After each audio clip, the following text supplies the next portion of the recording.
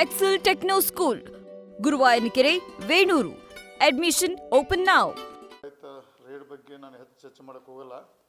ಲಮಾಣಿ ಅವರು ದುಡ್ಡು ತೊಗೊಂಡಾರ ಬಿಟ್ಟರೆ ಅದನ್ನು ನನಗೆ ಗೊತ್ತಿಲ್ಲ. ಬಟ್ ನಡೆದಂಥ ಘಟನೆ ಮತ್ತು ನಡೆದಂಥ ವಸ್ತುಸ್ಥಿತಿ ಬಗ್ಗೆ ಕೆಲವು ಬೆಳಕು ಚೆಲ್ಲಕ್ಕೆ ನಮ್ಮ ರಾಜ್ಯ ಜನತೆಗೆ, ವಿಶೇಷವಾಗಿ ಅಹಿಂದ ಸಮಾಜಕ್ಕೆ ಒಂದು ಬೆಳಕು ಚೆಲ್ಲಕ್ಕೆ ಈ ಪತ್ರಿಕೆ ಕರೆದೇನೆ.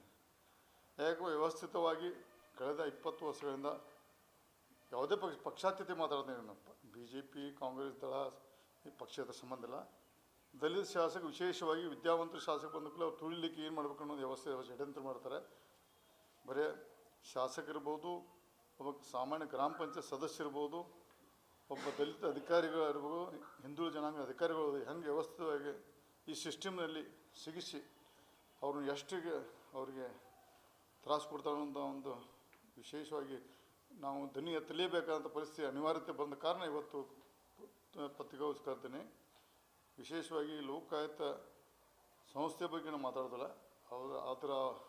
ಅದರ ವ್ಯವಸ್ಥೆವಾಗಿ ಇತಿಮಿತಿಯಲ್ಲಿ ಕಾನೂನು ಚೌಕಟ್ಟಿನಲ್ಲಿ ನಾನು ದಯವಿಟ್ಟು ತಾವು ಕ್ವಶನ್ ಕೇಳಬೇಕಂತ ಮನವಿ ಮಾಡ್ಕೋತೇನೆ. ಯಾಕಂದರೆ ಅದು ಒಂದು ನ್ಯಾಯಾಂಗ ಅಂಗಭಾಗ ಇರುವುದರಿಂದ ಅದ್ರ ಬಗ್ಗೆ ಚರ್ಚೆ ಮಾಡೋಕ್ಕೆ ಬರೋದಿಲ್ಲ ನಮಗೆ.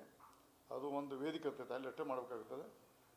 ಲಮಾಣಿ ಅವ್ರನ್ನೂ ಯಾಕಂದ್ರೆ ಆ ಸಿರೆಟ್ಟಿ ಕ್ಷೇತ್ರ ಕಳೆದ 30 ವರ್ಷದಿಂದ ರಿಸರ್ವ್ ಕೌನ್ಸಿಲ್ ಇರೋದ್ರಿಂದ ಅಲ್ಲಿ ಇದ್ದಂಥ ಶಾಸಕರು ಮೊದಲು ಕಾಂಗ್ರೆಸ್ ಬರ್ತಿತ್ತು, ಆಮೇಲೆ ದಳ ಬರ್ತಿತ್ತು, BJP ಬರ್ತಿತ್ತು, ಅಷ್ಟು ತಲೆ ಕೆಡಿಸ್ಕೊಂಡಿಲ್ಲ.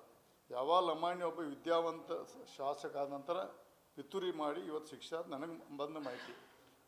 ಅವನು ಭ್ರಷ್ಟಾಚಾರ ಮಾಡಿದ ಬಗ್ಗೆ ನಾನು ಸಪೋರ್ಟ್ ಮಾಡ್ತಿಲ್ಲ. ಅವನು ಭ್ರಷ್ಟಾಚಾರ ಮಾಡಿದ ಬಿಡ ಮುಂದಿನ ದಿನ ಗೊತ್ತಾಗ್ತದೆ. ನನ್ನ ಮಾಹಿತಿ ಪ್ರಕಾರ ಯಾರು ಪೂಜಾರಿ ಕಂಪ್ಲೇಂಟ್ ಕೊಟ್ಟಲ್ಲ, ಅವನು ಕೂಡ ವ್ಯವಹಾರ ಇತ್ತು, ಅವನು ದುಡ್ಡಿನ ವ್ಯವಹಾರ ಇತ್ತು. ದುಡ್ಡು ಕೊಡೋದು, ಕಾಂಟ್ರಾಕ್ಟ್ ತೊಗೊಂಡು ಹೋಗೋದು, ಅದೇ ಸಣ್ಣ ಪುಟ್ಟ ಸಣ್ಣ ಬಡ್ಡಿ ತೊಗೊಂಡು ಮಾಡ್ತದೆ. ನನಗೆ ಮಾಹಿತಿ ಬಂದದ. ಮುಂದಿನದಲ್ಲೇ ಅದು ಕನ್ಫರ್ಮ್ ಆಗ್ತದೆ.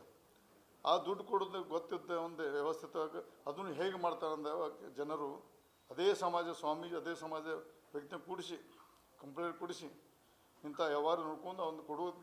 ನಾವು ದುಡ್ಡು ಕೊಡೋಕೆ ಬರ್ತಂದಾಗ ಅನಿವಾರ್ಯವಾಗಿ ನನಗೆ ಮಾಹಿತಿ ನಿಜ ಸುಳ್ಳು ಗೊತ್ತಿಲ್ಲ. ಬಂದಾಗ ಬಾಪ ನಾನು ಹಾಸ್ಪಿಟ್ಲ್ ಇದ್ದೀನಿ, ಬಾ ಅಂದ್ರೆ ಆ ಪ್ರಕಾರ ದುಡ್ಡು ಕೊಟ್ಟಾನೆ, ತೊಗೊಂಡು PA ಕೊಟ್ಟಂದು ನನ್ನ ಮಾಹಿತಿ ಬಂದಿದೆ. ಅದನ್ನು ಇವತ್ತು ಷಡ್ಯಂತ್ರ ಮಾಡಿ ನಮ್ಮ ಶಾಸಕರ ಹೆಸರು ಕಳಿಸಿ ಇವತ್ತು ಜೈಲು ಪಾಲಾಗಿದ್ದಾರೆ. ಎಷ್ಟು ಫಾಸ್ಟಾಗಿ ಅವ್ರನ್ನ ಎಲ್ಲ ಸಿಸ್ಟಮ್ ಒಳಗೆ ಹಾಕಿದಂತ ಅದು ದುರ್ದೈವ ಸಂಗತಿ. ಅದ್ರ ಅವ್ನು ತಪ್ಪಿದ್ರೆ ಅದ್ರ ಲೋಕ ತನಿಖೆ ಮಾಡಿ ಶಿಕ್ಷೆ ಆಗಲಿ, ಅದು ಬೇರೆ ವಿಷಯ. ಯಾಕೆ ಕಳೆದ ಸತತ ಸಂಪಂಗಿ ಸಹಿತ ಹಿಂಗೆ ಮಾಡಿದ್ರು, ಇವತ್ತು ಇದು ಮಾಡಿದ್ರು. ಮತ್ತು ಮೊನ್ನೆ ಒಂದಕ್ಕೆ ಉದಾಹರಣೆ, ಒಬ್ಬ ಸುರೇಶನ ಒಬ್ಬ ಧಾರವಾಡ PWD ಇದ್ದ.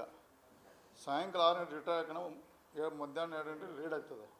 ಇಂಥ ದುರ್ದೈವ ಸಂಗತಿ ಅಂದರೆ ರಿಟೈರ್ಡ್ ಆಗಿ ಸಾಯಂಕಾಲ 6 ಗಂಟೆಗೆ ಆಗ್ತದೆ. ರಿಟೈರ್ಡ್ ಅದಾನ, ಮಧ್ಯಾಹ್ನ 2 ಊಟದ ಸಮಯ ಬಿಟ್ಟ ನಂತರ ತಕ್ಷಣ ಒಂದು 3 ಅವರ್ಸ್ ಮೊದಲು ಅವ್ನು ರಿಟೈರ್ಡ್ಕಿಂತ ಮೊದಲು ರೇಡ್ ಆಗ್ತದೆ. ಅದು ಒಬ್ಬ ದಲಿತ ಅಧಿಕಾರಿನೇ ಅದು ಹೆಂಗೆ ತರಾಸ್ಕೊಂಡಂಥ ಒಂದು ದುರ್ದೈವ ಸಂಗತಿ.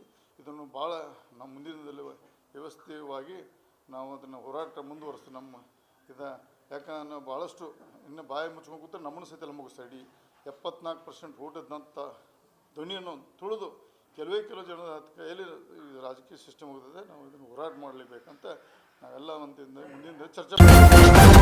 ನ್ಯೂಸ್ ಫಸ್ಟ್, ನಿರ್ಭೀತಿಯಿಂದ ನಿಮ್ಮ ಪರವಾಗಿ.